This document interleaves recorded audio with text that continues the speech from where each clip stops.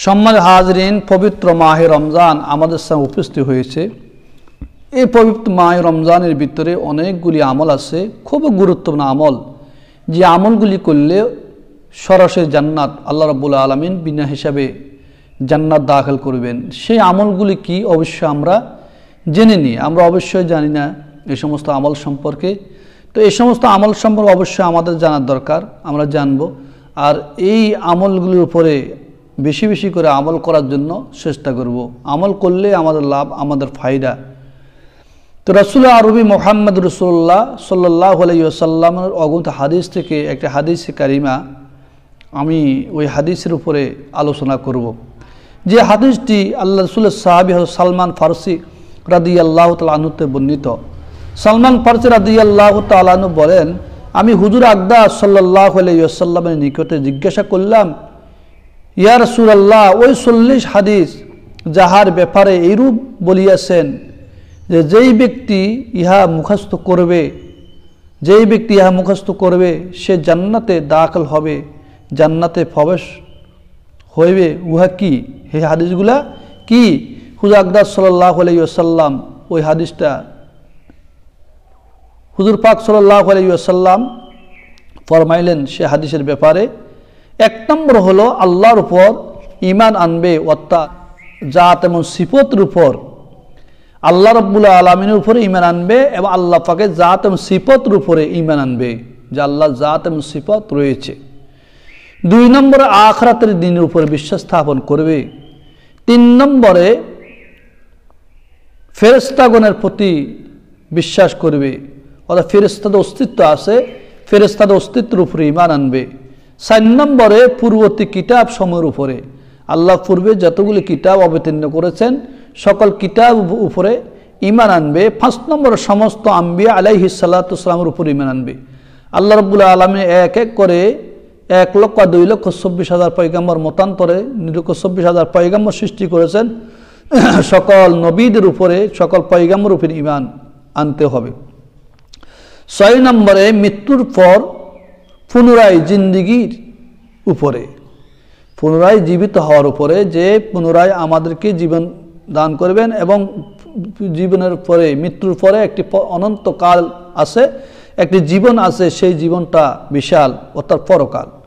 7 নম্বরে তাকদীরের উপর, অর্থাৎ ভালো মন্দ যাহা কিছু হয় সব কিছু আল্লাহ রাব্বুল আলামিনের তরফ থেকে হয়। তুমি ভালো খাও আর কম খাও, বেশি ঘুমাও আর কম ঘুমাও, অভাব অনটন, মানে যত প্রকার বিপদ মুসিবত আছে সকল প্রকার বিপদ মুসিবত একমাত্র আল্লাহর পক্ষে তো হয়, আল্লাহ ছাড়া কেউ করতে পারে না। এগুলোর উপর ঈমান আনতে হবে। 8 নম্বরে তুমি এই কথার সাক্ষী দিবে যে আল্লাহ ব্যতীত কোনো মাবুদ নাই, কোনো ইলাহ নাই। রাসূল আরবি মুহাম্মদ রাসূলুল্লাহ সাল্লাল্লাহু আলাইহি ওয়াসাল্লাম তাহার সত্য রাসূল, সত্য নবী।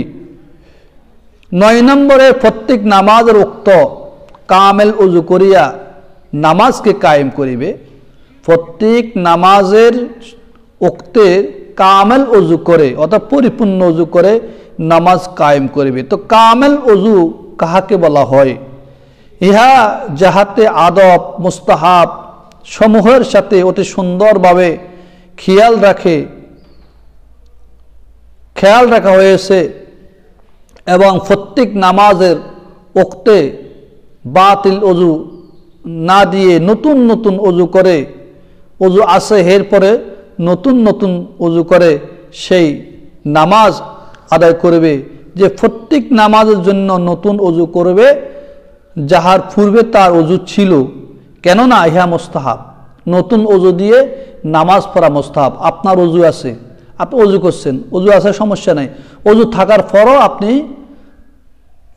মানে নামাজের পূর্বে নতুন করে ওযু করলেন, ওযু করে নামাজ আদায় করলেন, হয় মুস্তাহাব। আর নামাজ কায়েম করা বলতে সমস্ত সুন্নাত মুস্তাহাবের ইহতিমাম করা বুঝায়। যেমন অন্য আরেকটি রওয়ায়াতে বর্ণিত আছে, ইন্না তাসবিয়াতাস সুফুফি মিন ইকামাতিস সালাহ, অর্থাৎ জামাতে কাতার সমূহ সোজা করা যে কোনো রূপে বক্রতা অথবা মধ্যখানে ফাঁকা না থাকে, ইহার নাম কায়েম করা, ইহার নাম কায়েম করার বিষয়বস্তুর মধ্যে দাখিল হয়েছে।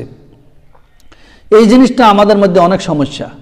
আমাদের অনেক সময় আমরা কাতার সোজা করি না, কাতারের মধ্যে কাতার বেঁকা থাকে, কাতারের মধ্যে বক্রতা বা কাতার বেঁকা এবং কাতারের মধ্যে ফাঁকা থাকে, এগুলো আমাদের মুসল্লিদের মধ্যে খেয়াল থাকে না, আমরা খেয়াল করি না। অথচ নামাজের কাতার সোজা করা ওয়াজিব। আল্লাহ রাসূল মুহাম্মদ রাসূলুল্লাহ সাল্লাল্লাহু আলাইহি সাল্লাম বলছেন, তোমরা নামাজের কাতার সোজা করো, যদি নামাজের কাতার সোজা না করো তোমাদের চেহারা পাল্টিয়ে দেওয়া হবে। কত মারাত্মক কথা। তো এই জন্য ইন্না তাসবিয়াতা সুফুফি মিন ইকামাতিস সালাহ, রাসূল আরবি মুহাম্মদ রাসূলুল্লাহ সাল্লাল্লাহু আলাইহি সাল্লাম বলেছেন, জামাতের কাতার সমূহ সোজা করো, যে কোন রূপ বক্রতা অথবা মধ্যখানে যেন ফাঁকা না থাকে, ইহার নামে কায়েম করা।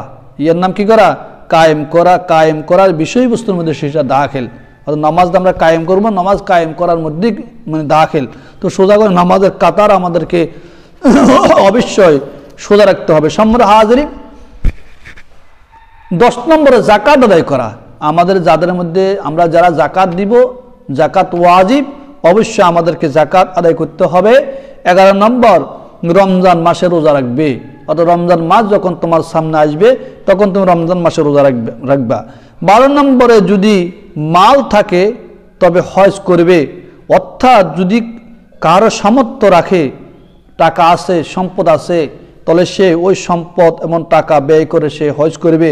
যেহেতু বেশিরভাগ বাধা মালে হয়ে থাকে, অর্থাৎ মালের মহব্বত আর ভালোবাসা অনেক বেশি, সে মালের কারণে অর্থ সম্পদ থাকার মানে খরচ হবে, মানে খরচ হয়ে যাবে, এই কারণে সে অনেক সময় হজ করে না, তো মালে তাকে বাধা দেয়। তো অবশ্যই মালের মহব্বত, অর্থের মহব্বত, সম্পদের মহব্বত আমাদেরকে সেরে মাল ধন সম্পদ ব্যয় করে আল্লাহর রাস্তায় আমাদেরকে অবশ্যই হজ করতে হবে। 13 নম্বরে 12 রাকাত সুন্নত মুআক্কাদা দৈনিক অবশ্যই আদায় করতে হবে। ইহার বিস্তারিত বর্ণনা আল্লাহর রাসূল মুহাম্মদ রাসূলুল্লাহ সাল্লাল্লাহু আলাইহি ওয়াসাল্লাম অন্য রাওয়ায়াতে এইভাবে এনেছেন যে ফজরের পূর্বে 2 রাকাত, যোহরের পূর্বে 4 রাকাত, যোহরের পরে 2 রাকাত, মাগরিবের নামাজের পরে, মাগরিবের ফরজের পরে 2 রাকাত, এশারের পরে 2 রাকাত। এই সুন্নতগুলো আমাদেরকে যথাযথভাবে আদায় করতে হবে। আদায় করা অবশ্যই এই সুন্নতগুলিকে মানে সুন্নত মুআক্কাদা বলা হয়। এগুলা পড়লে আল্লাহ রাব্বুল আলামিন আমলের মধ্যে অসংখ্য সওয়াব লিখবেন। 14 নম্বরে, বিতিরকে কোনো রাত্রে এবং ছাড়বে না, যেহেতু উহা ওয়াজিব এবং উহা অবশ্যই বিতিরের নামাজ খুবই গুরুত্বপূর্ণ। এই বিতিরের নামাজ কখনো ছাড়া যাবে না এবং এটাকে আমরা অবশ্যই আদায় করব। 15 নম্বরে, আল্লাহর সহিত কোনো জিনিসকে শিরিক করব না। আজকে মানুষ আল্লাহর সাথে শিরিক করে, মূর্তি পূজা করে, বিভিন্ন রকমের এবং শিরিকে লিপ্ত হয়। আল্লাহ রাব্বুল আলামিনের সাথে শিরিক করলে কোনো গুনাহ কি হয় নাই? মাফ হয় নাই। অবশ্যই আল্লাহর সহিত কোনো জিনিসকে শিরিক করা যাবে না। 16 নম্বরে, মাতা পিতার নাফরমানি করা যাবে না। আজ সন্তানরা পিতামাতার নাফরমানি করে, কিন্তু পিতামাতার নাফরমানি থেকে মুক্ত থাকতে হবে। 17 নম্বরে, জুলম করিয়া এতিমের মাল খাইবে না। এতিমের মাল খাবে না। হ্যাঁ, যে সমস্ত ফকারে এতিমের মাল খাওয়া বা দুরুস্ত আছে তখন খেতে পারবে। অর্থাৎ কোনো এতিম যদি কারোর কাছে লালিত পালিত হয়, এতিমকে রক্ষণাবেক্ষণের ক্ষেত্রে এতিমের সম্পদ তার কাছে থাকে, তাহলে সেই এতিমকে খাওয়ানো পরিমাণ আর যেই পরিমাণ খালে তার মানে অভাব অনটন মিটবে, ওই পরিমাণ সে খেতে পারবে, কিন্তু আর বেশি খেতে পারবে না। আপনার কাছে এতিমের সম্পদ আছে 3 কানি, অত এতিমের খরচ 1 বছরে 1 কানি জমিনের দানও লাগবে না। হয়তো আপনারও কিছু অভাব আছে, তো আপনি এতিমের সাথে ওই আপনার অভাব অনটন সহিত আপনি এতিমের মাল থেকে ওই সম পরিমাণ খাইতে পারবেন, অর্থাৎ জরুরত সম পরিমাণ, যে পরিমাণ খালে আপনার মোটামুটি কি আপনার জীবন বাঁচবে, কিন্তু সব খাওয়া যাবে না, এতিমের সকল সম্পদ খাওয়া যাবে না। তো 18 নম্বর, শরাব পান করিবে না। আজকে শরাব তো আমাদের সমাজে অহরহ, শরাব পান করবে না। 19 নম্বরে, জেনা করবে না। জেনা হারাম, জেনা করা কবিরা গুনাহ। জেনা করলে আল্লাহ রাব্বুল আলামিন কবরে, হাসরে, ফুলসারাতে, মিজানে এবং জাহান্নামের মধ্যে অনেক এবং শাস্তির ব্যবস্থা করবেন। জেনা, শরাব এগুলা 20 নম্বরে মিথ্যা কসম খাইবে না। আমাদের মধ্যে অনেকের বেশি মিথ্যা কসম আছে, এই মিথ্যা কসম কখনো খাবে না। 21 নম্বরে মিথ্যা সাক্ষী দিবে না। আমরা অনেক সময় মিথ্যা সাক্ষী দিই, লাভ কি মিথ্যা সাক্ষী দেওয়া? তো এইভাবে আমাদেরকে মিথ্যা সাক্ষী দেওয়া যাবে না। 22 নম্বরে নফসের খায়েশের উপরে আমল করবে না। নফসের খায়েশ, নফসে যা চাই তা করিবা। নফসে হারাম খাওয়ার জন্য বলে তুমি হারাম খাইবা, নফসে অন্য পথে চলার জন্য বলে তুমি চলবা, নফসে বলে যে নামাজ পড়িও না তুমি নামাজ পড়বে না, নফসে বলে যে রোজা রাখি না তুমি রোজা রাখবে না। না, নফসের কথা মতো চলা যাবে না, আল্লাহ যাই নির্দেশ দিয়েছে তাই করতে হবে। 23 নম্বরে মুসলমান ভাইয়ের গীবত করিবে না। আজকে সমাজে, এলাকাত, দোকানে ফাটে অসংখ্য গীবত চলে, এক ভাইয়ের পিছনে আরেক ভাই গীবত করে। তো এই মুসলমান ভাইয়ের গীবত করা যাবে না। হাদিস শরীফে আছে কেউ যদি কোনো মুসলমান ভাইয়ের গীবত করে সে তার মরা ভাইয়ের গোশত খাওয়ার সমতুল্য। তো এই জন্য কখনো গীবত করা যাবে না। 24 নম্বরে সতী নারীর প্রতি অপবাদ দিবে না। কখনো সতী নারীর প্রতি কি অপবাদ দেওয়া যাবে না। এইরূপে সচ্চরিত্র মানুষের প্রতি নয়, যারা সচ্চরিত্র মানুষ তাদের উপরও কোনো প্রকার তহমত, মিথ্যা তহমত দেওয়া যাবে না। 25 নম্বরে আপন মুসলমান ভাইয়ের প্রতি বিদ্বেষ রাখবে না। মানে তোমার মুসলমান একজন ভাই, ওই মুসলমান ভাই তোমার প্রতিবেশী বা তোমার বন্ধু বান্ধব, তোমার আপন ভাই, এদের সাথে কখনো বিদ্বেষ রাখা যাবে না, এদের সাথে শত্রুতা পোষণ করা যাবে না। এবং সেও যদি তোমার সাথে শত্রুতা করে তুমি তাকে বুঝাই দিবা, আল্লাহর কিতাব বা আল্লাহর আইন, আল্লাহর নীতিমালাগুলো বুঝিয়ে বলবে, এগুলোর সাথে খবরদার কোনো বিদ্বেষ পোষণ করবে না। কিন্তু নারীরা একে অপরের সাথে বিদ্বেষ থাকে। এক বাড়িতে যদি 2 পরিবার থাকে, হয়তো 2 ভাইয়ের পরিবার থাকে, এই 2 ভাইয়ের পরিবারের মধ্যে অনেক বিদ্বেষ পোষণ থাকে, মানে ঝগড়া থাকে, ঝগড়া ফাসাদ থাকে। খবরদার এগুলা কখনো করবেন না, এগুলো করলে মারাত্মক গুনাহ হবে। 26 নম্বরে ক্রীড়া কৌতুক আনন্দ ফুর্তিতে লিপ্ত হবে না। ক্রীড়া কৌতুক আনন্দ ফুর্তি দুনিয়াবি সাধারণ যে সমস্ত বিষয়, এগুলোতে কখনো লিপ্ত হওয়া যাবে না, এগুলোতে লিপ্ত হলে গুনাহ হবে। 27 নম্বরে রং তামাশা শরীক হবে না। যে রং তামাশা যেগুলো আছে, হাঁস তামাশা, এগুলো তো কখনো শরীক হওয়া যাবে না। 28 নম্বর কোনো বেটে ব্যক্তিকে, কোনো বাটি ব্যক্তি, কোনো বেটে ব্যক্তিকে কটাক্ষ করতে নিষেধ করা হয়েছে। কোনো মানুষ মানে বেটে, বাটিয়া, বাটি, কিন্তু এরকম ব্যক্তিদেরকে কখনো কটাক্ষ করা যাবে না, খারাপ আচরণ করা যাবে না। এই কটাক্ষ করা নিন্দার সুযোগ শব্দ, এইরূপ প্রচলিত হইয়া গিয়া থাকিলে উহা অবশ্যই বর্জন করতে হবে। আর কেউ যদি কাউকে বেটে বলে বা বলতে বলে অভ্যাস হয়ে গেছে, আর বেটে বললে তার মনে কষ্ট যায় না, তাহলে তাকে জরুরতান বলা যাবে, আর এছাড়া কখনো বলা যাবে না। যেরকম রফিকুল ইসলাম মাদানী বেটে মানুষ, অনেকে হয়তো তাকে বিভিন্ন রকমের এই খারাপ কথাবার্তা বলেন বেটে, আবার কেউ ভালো বলে, তো অবশ্যই উনি একজন আলেম, প্রসিদ্ধ আলেম, কিন্তু সে আল্লাহ তাকে বেটে বানাইছেন, কিন্তু তাকে কখনো বেটে বলে তাকে ঘৃণা করা যাবে না। 29 নম্বরে কাহারো সম্পর্কে হাসি ঠাট্টা করা যাবে না। কারো ব্যাপারে হাসি তামাশা করা, আমরা আমাদের মধ্যে অনেকে আছে, অনেকের বিরুদ্ধে ফিচে অনেক হাসি তামাশা করি তার বিভিন্ন দোষ নিয়ে, এগুলো হাসি তামাশা কখনো করা যাবে না। 30 নম্বরে মুসলমানদের মধ্যে ছগলখুরি করবে না। খবরদার, আজকে আমাদের মুসলমানদের মধ্যে একে অপরের মধ্যে অনেক মানুষ ছগলখুরি চলে, একের পিছনে বিভিন্ন রকমের তার প্রতি কোনো দোষটি আমার দোষ রটাই দিই, এরকম কখনো ছগলখুরি করা যাবে না। 31 নম্বরে সর্ব অবস্থায় আল্লাহ জাল্লা শানুর নিয়ামত এবং সমর উপর তাহার শুকর করবে। আল্লাহ রাব্বুল আলামিন তোমাকে যেই নিয়ামত দান করেছে ওই নিয়ামতের উপর শুকরিয়া আদায় করতে হবে। আপনি রমজানুল করিম আপনার কাছে এসেছে, কেউ ভালো খায়, কেউ খারাপ খায়, কারো এই সমস্ত ক্ষেত্রে কখনো কি করা যাবে না, দোষ ত্রুটি তালাশ করা যাবে না, এগুলোর উপর শুকর করতে হবে। 32 নম্বর আছে বলা মুসিবতের উপর সবর করবে। বলা মুসিবত মানে অনেক দুঃখ দুর্দশা, এগুলোর উপর সবর করতে হবে। 33 নম্বর আল্লাহর আযাব হতে নির্ভর হওয়া যাবে না। আল্লাহর আযাবের উপরে কখনো নির্ভর করা যাবে না। 37 নম্বর, আত্মীয় স্বজনের সহিত সম্পর্ক ছিন্ন করা যাবে না। অনেকে আছে আত্মীয় স্বজনের সাথে সম্পর্ক ছিন্ন করে, কথা বলে না, রাগারাগি করে, বিভিন্ন রকমের বছর কথা বলে না, এরকম কখনো করা যাবে না। 35 নম্বরে, বরং তাহাদের সহিত সৎ ব্যবহার করবে, আত্মীয় স্বজনের প্রতি সৎ ব্যবহার করে সৎ আচরণ করবে। 36 নম্বরে, আল্লাহর কোনো মাকলুককে লানত করবে না। কিন্তু এই লানতটা মহিলাদের ভিতরে বেশি, মহিলারা বেশি বেশি লানত করে, আল্লাহর গজবের দে, আল্লাহ লানত পড়ুক, আল্লাহ ঠাড়া পড়ুক, আকাশের ঠাড়া পড়ুক, এইভাবে মানুষকে লানত করে। এটা কখনো আল্লাহর কোনো মাকলুককে এবার লানত করা যাবে না, আল্লাহর মাকলুককে কোনো অভিশাপ করা যাবে না, তাদের উপরে কোনো গজবের কথা বলা যাবে না। এগুলো আমাদেরকে অবশ্যই পরিহার করতে হবে। 37 নম্বর আছে, সুবহানাল্লাহি আলহামদুলিল্লাহি লা ইলাহা ইল্লাল্লাহু আল্লাহু আকবার।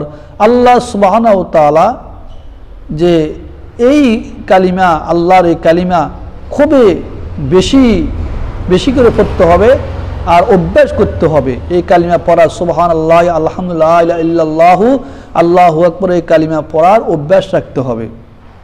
তাহলে আল্লাহ পাকের এই কালিমা সুবহানাল্লাহি আলহামদুলিল্লাহি লা ইলাহা ইল্লাল্লাহু আল্লাহু আকবার, এই কালিমাগুলি বেশি বেশি করে পড়তে হবে আর পড়ার উপর অভ্যাস থাকতে হবে। অর্থাৎ এই কালিমার অনেক গুরুত্ব অনেক রয়েছে।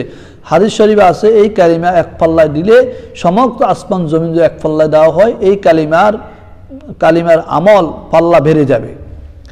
38 নম্বরে, জুমা ও ঈদের নামাজ কখনো ছাড়া যাবে না। আমরা অনেক সময় জুমার নামাজ, ঈদের নামাজ এগুলো ছেড়ে দিই। জুমা, ঈদের নামাজ, 2 ঈদের নামাজ এগুলো কখনো ছাড়া যাবে না, ছাড়লে কবিরা গুনাহ। 39 নম্বরে, এই কথার একই রাখতে হবে যে কষ্ট আরাম তাকদীরের উপর বিশ্বাস করা। ভালো মন্দ যা কিছু হয় আল্লাহর পক্ষের থেকে হয়, ভালো মন্দ যা কিছু হয়, ভালো হলো আল্লাহর পক্ষের থেকে, খারাপ হলো কি আল্লাহর পক্ষের থেকে। ভালো আল্লাহর পক্ষের থেকে পৌঁছে, খারাপ আল্লাহর পক্ষের থেকে পৌঁছে, এগুলোর উপরে বিশ্বাস স্থাপন করতে হবে। 40 নম্বরে, কালামুল্লাহ শরীফ তেলাওয়াত কোনো অবস্থাতে ছাড়া যাবে না। 40 নম্বর আছে, মহাগ্রন্থ আল কোরআনের তেলাওয়াত কখনো ছাড়া যাবে না। এটা তেলাওয়াত করতে হবে, তেলাওয়াত করা সুন্নত মুআক্কাদা। এবং পবিত্র মাহে রমজান আমি যত বেশি কোরআন কারীম তেলাওয়াত করব তত বেশি সওয়াব আল্লাহ পাক আমার আমলনামার মধ্যে লেখা হবে, যে তেলাওয়াত করে তার আমলনামার মধ্যে লেখা হবে। তো সালমান ফারসি রাদিয়াল্লাহু তাআলা বলেন, আমি হুজুর আকদাস সাল্লাল্লাহু আলাইহি ওয়াসাল্লামকে জিজ্ঞাসা করলাম, যেই ব্যক্তি ইহা মুখস্থ করবে তাহার কি প্রতিদান মিলবে? অর্থাৎ যেই ব্যক্তি 40টি হাদিস মুখস্থ করবে তার প্রতিদান কি মিলবে? হুজুর আকদাস সাল্লাল্লাহু আলাইহি ওয়াসাল্লাম এরশাদ ফরমাইলেন, হক সুবহানাহু ওয়া তাআলা আম্বিয়া আলাইহিস সালাতু ওয়াস সালামের সাথে তার হাসর করবেন। যেই ব্যক্তি 40টি হাদিস মুখস্থ করে আল্লাহ রাব্বুল আলামিন কাল কিয়ামতের ময়দানে নবীদের সাথে তার সাক্ষাৎ করবেন, নবীদের সাথে হাসর নাসর করবেন। তো অবশ্যই আমাদেরকে এই হাদিসগুলি বলছি, হাদিস অর্থ, এই হাদিসগুলির উপর আমাদেরকে অবশ্যই আমল করতে হবে। এই 40টি হাদিস আমাদেরকে ইনশাআল্লাহ মুখস্থ করার জন্য চেষ্টা করব। এই পবিত্র মাহে রমজানে যদি আমি এই 40টি হাদিসের উপর আমল করে এই কথাগুলির উপর আমল করে আল্লাহ রাব্বুল আলামিন অবশ্যই আমার আমলনামায় অনেক জাযা, অনেক প্রতিদান আল্লাহ দান করবেন, সওয়াবের কোনো অভাব হবে না। তো অবশ্যই আমি আপনাদের সামনে যে 40টি হাদিস বললাম, এই হাদিসগুলি খুবই গুরুত্বপূর্ণ। অবশ্যই খেয়াল করে মন দিয়ে এই ভিডিও থেকে হলেও আপনি হাদিসটির উপর আমল করবেন, এগুলা মুখস্থ করার জন্য চেষ্টা করবেন, বারবার দেখবেন, বারবার মুখস্থ করবেন। এগুলা বুখারী মুসলিমের রওয়ায়াত, বুখারী মুসলিমের হাদিসের থেকে আমি এগুলা এনেছি। তো আল্লাহ রাব্বুল আলামিন আমাদেরকে আমল করার তৌফিক দান, আমিন।